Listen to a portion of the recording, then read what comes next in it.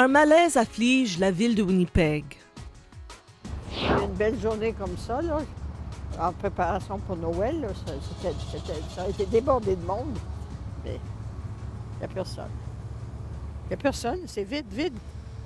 Regarde de l'autre côté. À l'âge de 81 ans, Marcel Lemaire a été témoin de bien des changements au centre-ville. Jeune enfant, elle accompagnait souvent ses parents qui venaient y vendre des produits de la ferme. Le Winnipeg de sa jeunesse vibrait. Il y avait des masses de monde sur le trottoir. On marchait, puis il y avait beaucoup de gens qui étaient à pied, bien, ils prenaient les... Puis c'était les petits tramways électriques dans ce temps-là aussi. Les tramways au centre de la rue Portage.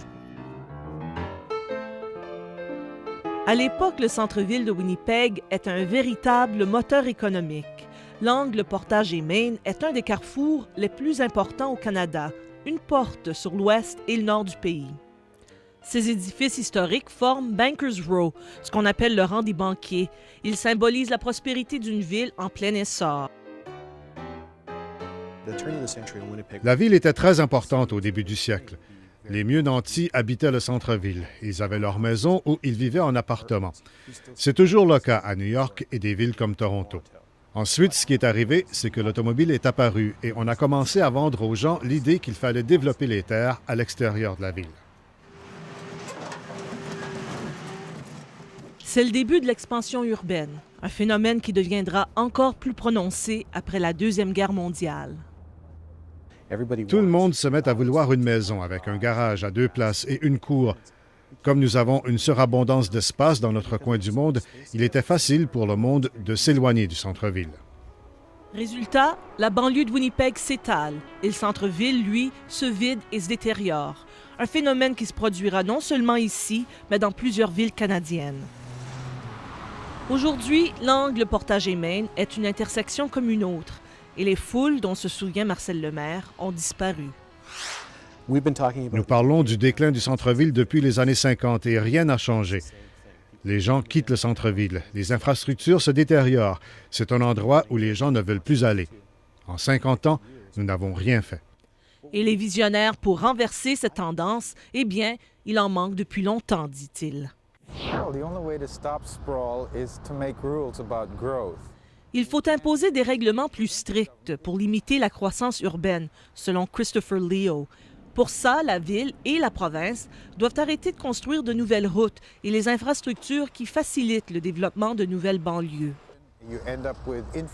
On finit par tellement étendre nos infrastructures qu'on ne peut plus s'en occuper, ni les problèmes qui en découlent. Les problèmes sociaux, par exemple, qui surviennent lorsqu'un centre-ville se vide. Aux États-Unis, cette philosophie a donné naissance à Smart Growth, un mouvement qui fait valoir les avantages financiers et écologiques d'une ville plus compacte.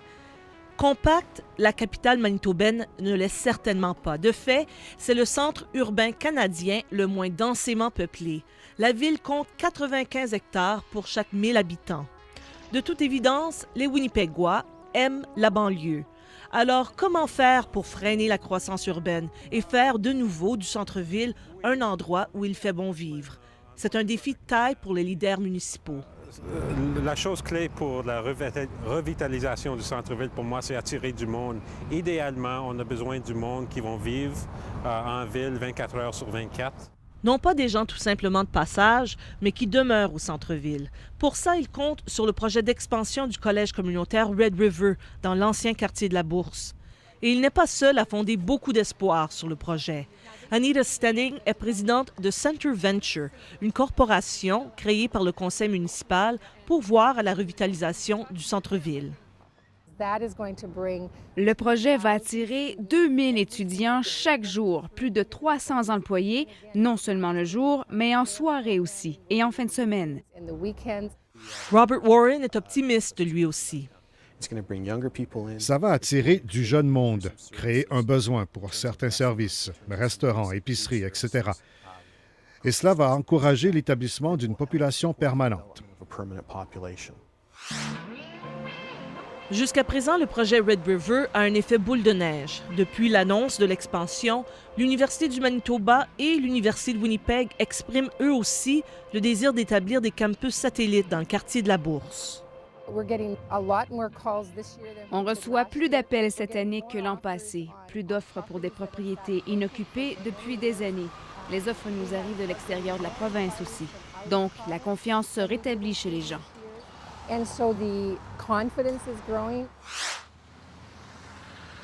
Un projet de restauration qui promet aussi, c'est celui de l'ancien magasin Ashdown, rue Main. Inoccupé pendant une dizaine d'années, l'édifice abritera bientôt le groupe d'investissement Crocus et quelques groupes artistiques tels les danseurs contemporains et le Conservatoire du Manitoba. Center Venture coordonne une quarantaine de projets du genre. Ce qui presse maintenant, c'est de créer du logement pour ces personnes, du logement abordable qui saura attirer des gens à faible et à moyen revenu. Winnipeg est plein d'édifices historiques avec des plafonds hauts, des planchers de bois francs, des bâtisses qui font l'envie des gens à Québec ou à Montréal. Pourquoi ne pas les développer? Il faudrait peut-être modifier les règlements de zonage et les règlements de construction. Un processus auquel s'affaire la Ville. On est en train de mettre à jour les règlements de zonage. Ils ont déjà plus de 13 ans.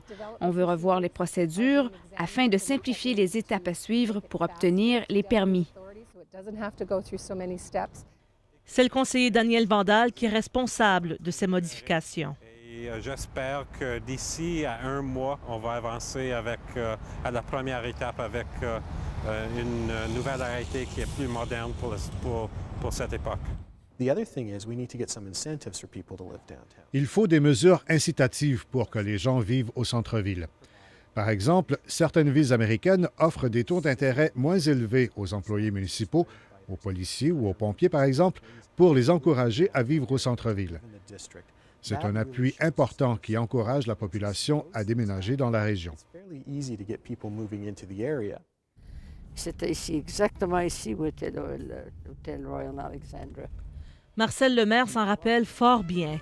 C'est dans le luxueux hôtel du Canadien Pacifique qu'elle fêtera la soirée des finissants de son frère en 1945. Alors pour vous, quand vous voyez ce terrain vide-là où était autrefois ce bel hôtel-là, ça doit vous faire de la peine? Oui, ça s'appelle péché mortel. Oui, c'est dommage. Winnipeg regorge d'édifices historiques qu'on n'a pas toujours su bien protéger. Ce qui inquiète Marcel Lemaire, c'est qu'on soit en train de répéter les erreurs du passé, en démolissant par exemple le magasin Eaton, un édifice presque centenaire, pour faire place à une nouvelle aréna. Mais Daniel Vandal défend l'initiative. L'aréna est très important, principalement parce qu'on a à peu près 750 000 pieds carrés qui est vide au centre-ville. Puis ça fait plus que 2 ans maintenant qu'on a une grosse bâtisse qui est vide. Robert Warren est d'accord qu'on ne doit pas laisser un édifice de cette taille vacant trop longtemps. Cependant, il doute que de le remplacer avec un aréna aide à raviver le centre-ville. Je pense que l'aréna sera une destination intéressante, mais ce n'est pas ça qui va attirer les gens au centre-ville et les retenir au centre-ville. La construction d'aréna n'a pas toujours l'effet voulu. Notre stade de baseball en est un bon exemple. On croyait que les spectateurs se rendraient au centre-ville et fréquenteraient ensuite les établissements du coin. Mais cela ne s'est pas produit. Les promoteurs du complexe sont pourtant confiants. Ils soulignent le succès de l'aréna Van Andel à Grand Rapids, au Michigan. Le complexe attire 1 million de personnes par année au centre-ville. Une vingtaine de nouveaux bars et restaurants ont ouvert les portes depuis sa construction. L'investissement de 70 millions de dollars a eu des retombées de 250 millions. Mais Christopher Leo fait cette mise en garde. And my guess is that if you really looked at what happened in Grand Rapids, you would find that the revitalization of the inner city there has a lot. Ce qui a contribué à la revitalisation du centre-ville de Grand Rapids, ce sont beaucoup plus les règlements qu'on a mis en place pour freiner l'expansion urbaine et autres initiatives de revitalisation, et non pas la construction de l'aréna. Than the arena itself. Il est clair que nous ne devons pas mettre tous nos œufs dans le même panier. Des solutions magiques, il n'y en a pas. Sauf peut-être que les élus municipaux doivent utiliser les outils déjà à leur disposition. Je crois vraiment que les édifices historiques au centre-ville nous donnent un avantage sur le plan de la concurrence.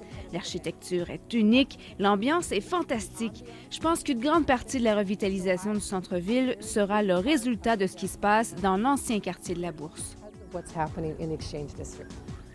En attendant que la ville se réinvente, Marcel Lemaire regrette le Winnipeg d'autrefois. Je suis peut-être contente d'avoir vécu les années que j'ai vécues sur la rue Portage. C'était beaucoup plus vivant, beaucoup plus... Oui. Ah bien, que veux-tu? Les temps changent, mais